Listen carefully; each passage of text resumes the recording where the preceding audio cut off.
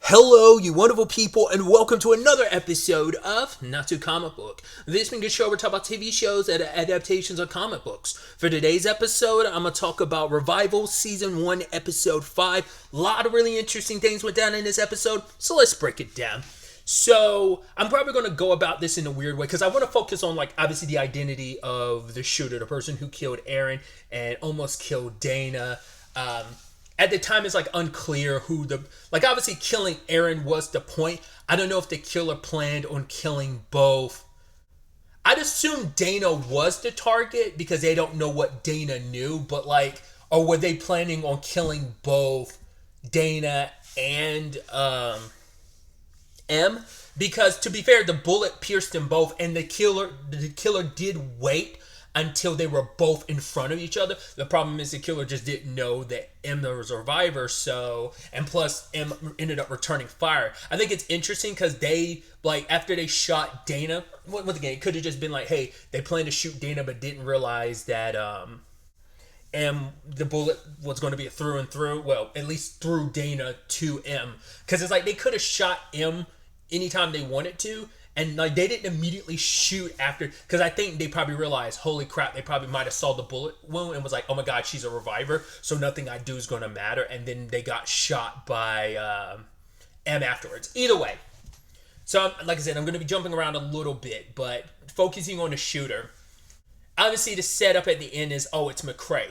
It's not him. Obviously, he's into some illegal stuff because he's working with the checks. He's the one that's their inside guy, their inside track guy that they need.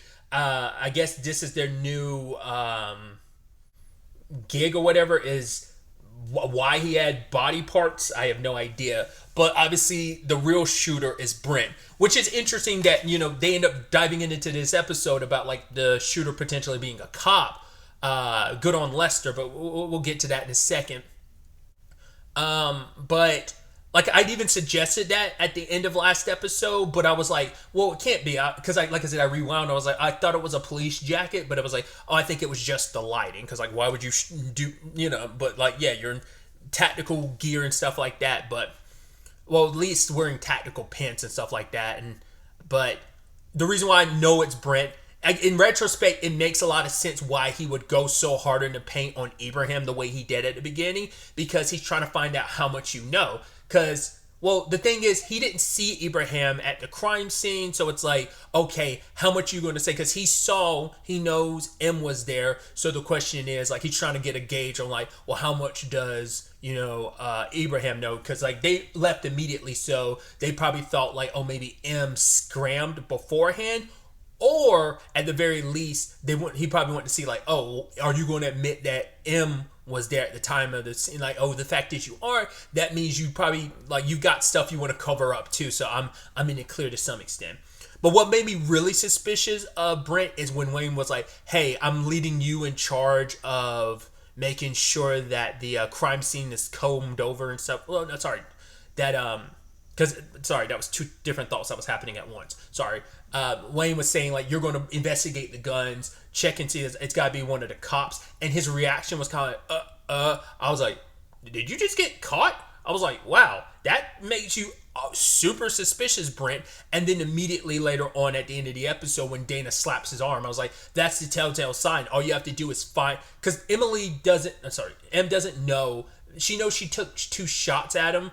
I don't remember if she specifically knows that she hit him, but she did hit him in the arm.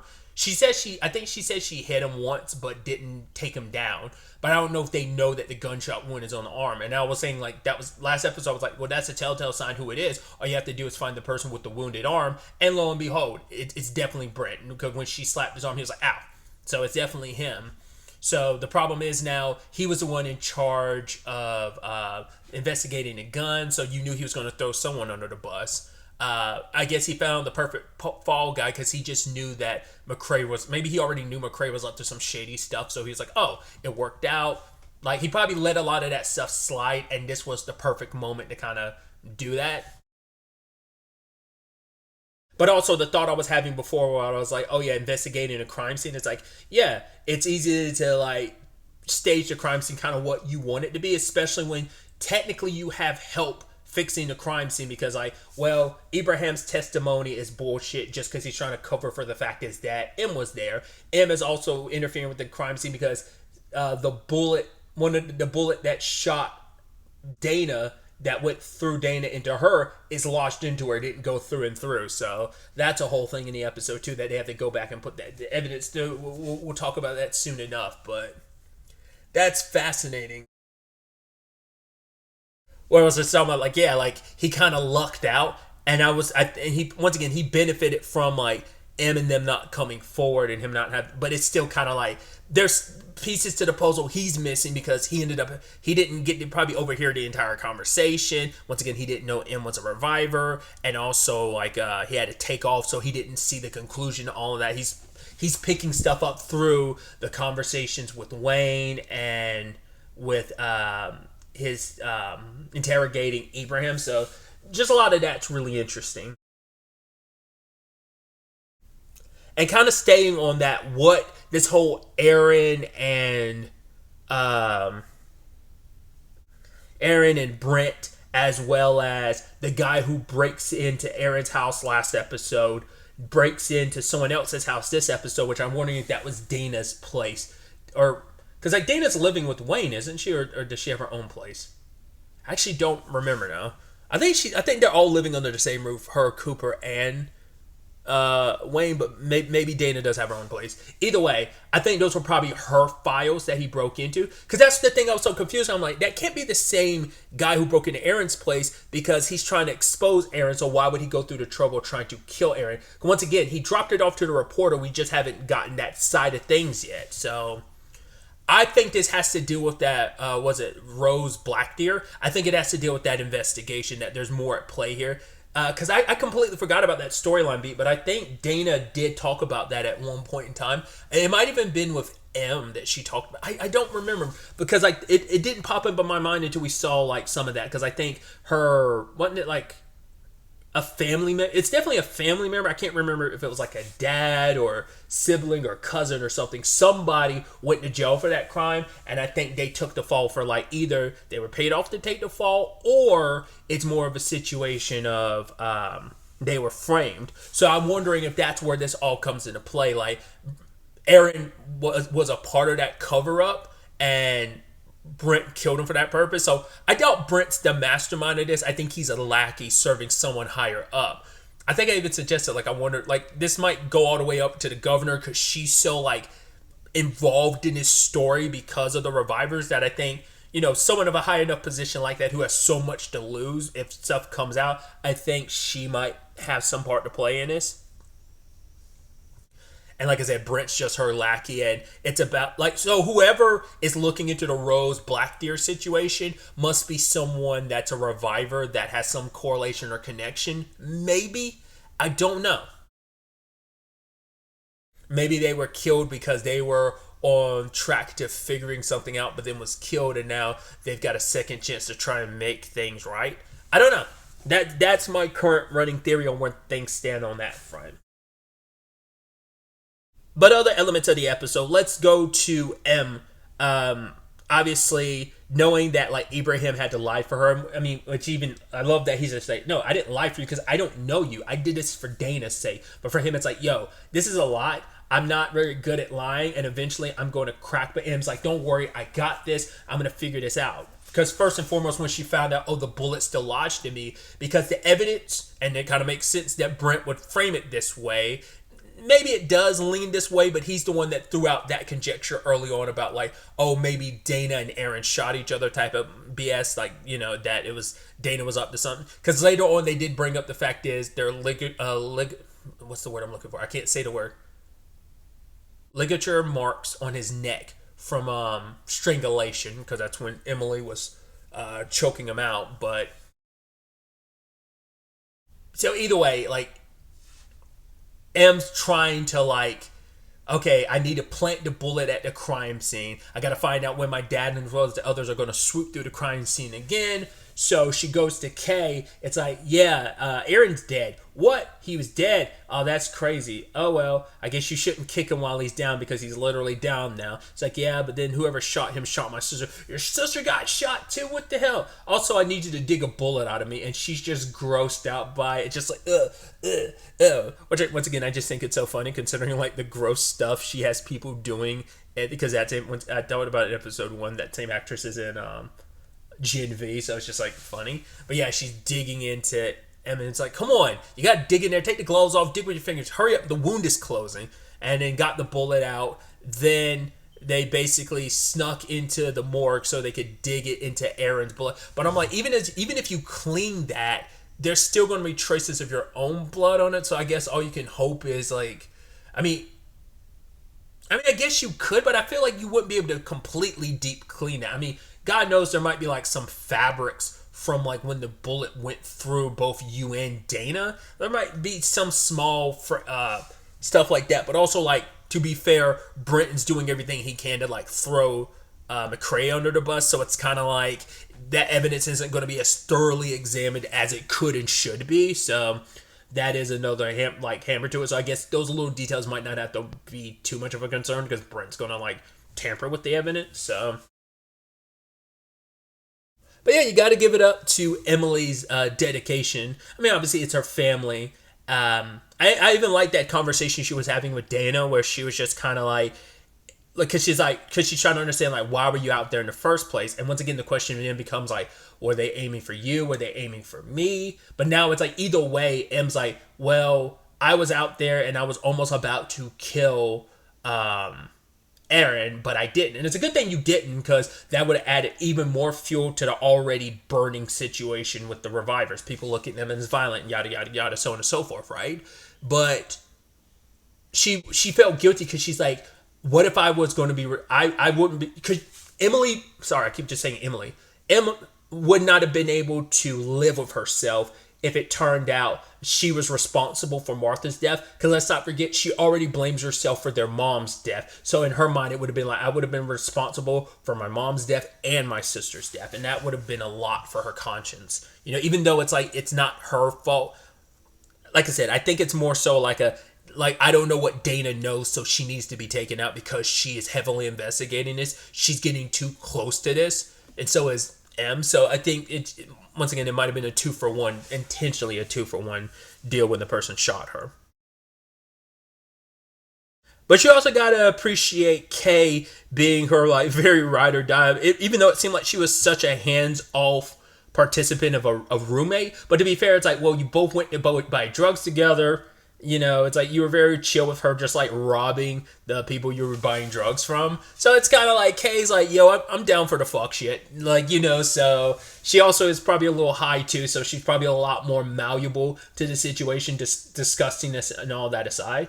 I think it's really interesting that she didn't go to, oh God, I'm literally forgetting his name every episode, her rock boyfriend, but I guess like she probably felt a little awkward considering how things kind of left off, where it's like, yo, oh, Rodney. It's like, yo, if you're not going to help me, get out the way, you know? And it's like, well, he would have gladly done that for you. Like, probably would have been super okay. We're talking about the same dude that like slices himself open just for a rock show. He would have been perfectly fine, like reaching in and like doing all this stuff to help you. But it's also like, yeah, but I don't know if I can... You know, she probably feels a little awkward asking for his help, considering like he's the one told her not to do it, and now in retrospect she probably wished she hadn't, because it's like, well, if I hadn't. But also, like, who's to say, like, Dana would probably still be in the same situation, and luckily you were there to, like, you know, shoot at the shooter, and so that scared him away before he could finish the job. So, you know, you being there actually was like the best option. So it's actually a good thing you showed up there. I mean, granted, bad thing you almost, you know, attempted to murder Aaron, but luckily your conscience got the best of you and you didn't. But also, once again, your sister would probably be dead if you weren't there. So, you know, it worked out in the end to some extent. Oh, obviously not for Aaron, but still. Which now makes me wonder, could Brent have been the one that killed M? And not, maybe they thought like, oh, I thought I killed you, but I didn't. They, once again, didn't know that she was a reviver. So not unless it was someone else entirely that didn't. But we know like Brent's a part of something and Brent's part of the cover up. So there has to be a correlation there. Like Brent might be like the wet work guy. Like you're the guy that's on the ground that we call in to do the stuff, the dirty stuff we need done. So I mean, because Aaron did call whoever he's connected with, assuming that the guy that broke in was with him, but that guy's doing his own thing, and that probably made them all nervous, especially when Aaron was, because they're like, wait, someone else is looking into this potentially, or maybe they thought it was unrelated, but then Aaron threatening to like, oh, I go down, I'll take you down with me, put a target on his back. So either way, with all that said and done, we have the Wayne side of things, where Wayne is obviously very stressed, very concerned, because it's like, yo, my daughter's in a situation where she could die. Like, obviously, she got a surgery. They still want to monitor it. Luckily, she wasn't out for too long. She was only out for 24 hours. But still, it's like, very much like the M side of things. It's like, you lost your wife. Once again, she was sick. And then, like, an accident is how she died. But it's still like, she died. And you kind of were not coming to peace with it, but like you were expecting one thing to be the tragedy, and who knows where she was in the progress of her treatment. But then like you got zigzagged and something else like got her instead. But also now your daughter, and especially because him and Dana have a very rocky relationship. He even says like, yo, your mom said I was always hard on you, but it's like I was so tough on you because I always want to make sure you went down the right path, you know? Because he's got one daughter struggling, the fragile daughter in his mind, where it's like you know, the life was too cruel to her, giving her the condition she has, and it's like trying to protect her. So you were a lot more easier on her than you were on Dana. So, and now like you have a very complicated relationship with both of your daughters, and one of them potentially could have died. So he's not in the best mood. He wants to be a part of the investigation. He's kind of ignoring people, kind of going back to Lester. Lester was trying to give, like, the moment Lester was showing up, I was like, he's not there for just bullshit reasons. He's trying to tell you something, and lo and behold, he gave you crucial information, but you didn't listen to him. Lester did say, like, I have more to tell you, but we don't know what else was said after that. Because, like, he told him about the flashlight, which kind of implies, like, oh, like, one of the shooter is a cop, and the tactical, like, pants and stuff. So it's like, yeah, guy's definitely a cop. But Lester was like, hey, Wayne, I've got more to tell you. Who knows what else that was that he had to tell them. We as the audience weren't privy to. He did also confront Ibrahim, which Ibrahim's like, no, like, I don't know more. And it's like, well, he obviously does, because the evidence was coming up about, like, there being another, a shooter there and stuff. I don't remember if that was after he got that information from Lester or not, that he talked to Ibrahim. But on the CD side of things, what was her name? Dr. Was it Morell? Which I don't know if that name's meant to be ironic because she's doing something very immoral. You know, I'm stretching, you know. I'm kind of like, it's a bit of a stretch when it comes to pun-wise, but I'm like, I don't know if that is meant to be that. But she's experimenting on that guy Dana caught, like, what was that, episode 2? The guy they're arresting, and it's like, I mean, it is effed up, like, you know, he's not like some dead body like you're examining. He's a living person, but once again, they're looking at it from a scientific discovery standpoint of like, but, you know, through the act of discovery, you can go about things the most effed up and inhumane ways. I mean, the fact is the guy's living and breathing. You didn't ask his permission or anything. I mean, I guess you don't have to, considering like he was given over to you by the prison, but like, you're not, like, that's effed up for like prison, like, I mean, there are laws in play for stuff like that, right? Like, so that they're not experimented on, even though people who were locked up have been experimented on. Let's not get that twisted. That's been done before, but like, you're not supposed to do that. That would be super illegal, right? Once again, I'm not a lawyer. I don't know the law back and forth. That is inhumane, though. But it's like, yeah, they casually cut off a slice. I thought they were just getting a blood sample, but I was like, did you really have to cut them to get? It's like, oh, you're not going for a blood sample. You're literally cutting off a piece of his flesh, you know. And he even calls them monsters. It's like how they do it. Like, you want to treat him like a monster. And once again, it's the whole thing of who are the real monsters. Humans prove themselves to be the real monsters all the time. But it's not, you know, we're not even dealing with traditional zombies here. We're dealing with zombies zombie-esque beings who are back from the dead, who can regenerate, but still. And Ibrahim and Wayne came across them literally injecting home dude with a certain type of venom. And the lady is just kind of like, no, we were just discovery. I'm like, do you not see and hear how psychotic you sound? And Wayne didn't completely shut it down. He actually congratulated her on good work. He's like, but maybe we don't go down this lane. Well, I'm like, cool, Wayne. You didn't fully put your foot down because you have your foot halfway in and halfway out the door. You took the most like half-assed approach to that, even less than half-assed approach, because it's like, yo, dude, like that's so, because even Abraham's like, come on, dude, that's so effed up. Like, can't you see how wrong this is? But because he has his narrative in his head about the revivers, he's going to Wayne's opinion on the revivers, and once again believing he's on the right side of things, he's doing the right thing, is clouding his judgment. Because any other situation, you wouldn't let her do that to some regular person, but because you have your opinion on who the revivers are and what they are, you're going to let a lot of that slide. And just also knowing like, hey, if we need to, there's a solution that can help us. Because she's not going to the trouble of saying, well, we're not trying to kill the revivers, we just have a means of slowing down the regeneration in their cells. But it's like, yo, increase the dosage and we could have a potential, we're going down the boy/Gen V route where like, hey, there's a virus to kill soups. We're literally going down that like direction with this of like, this could, like the last thing they're like, oh, we shouldn't let this get out, we don't want people to find out about this. So that means it's only a matter of time before Blaine finds out. Now, whether that's because Dr. Morale decides to work with them because something happens in the story that makes her jaded and want to get back, or she really believes this side of things, it's interesting because even Blaine had said like, yo, eventually you and I, we're talking to Wayne, will be on the same side. Now, either that's because he'll do whatever it takes. Like I suggested, like maybe Blaine will keep his mouth shut about M being a reviver whenever Wayne and him potentially find out about it. Or maybe Wayne will just generally be like, oh my God, these revivers are so out of control, they're so wild, we need a permanent solution. So the whole situation puts Ibrahim in a very complicated position because the governor sides with Dr. Morale, and now it's booting Ibrahim, not outright firing him, but putting Dr. Morale in charge. And he's kind of like, well, it's only a matter of time because I can't really deny her order. So he's like, I'm kind of being fired, but it's more like, I think he's just going to end up quitting. I think he is going to take this sample from the river that he's investigating because he believes it's key to the reviver thing. Dr. Morale believes what she's doing is going to be a way to trace back where it is, but it's not. It's just going to lead to a weapon being used against them.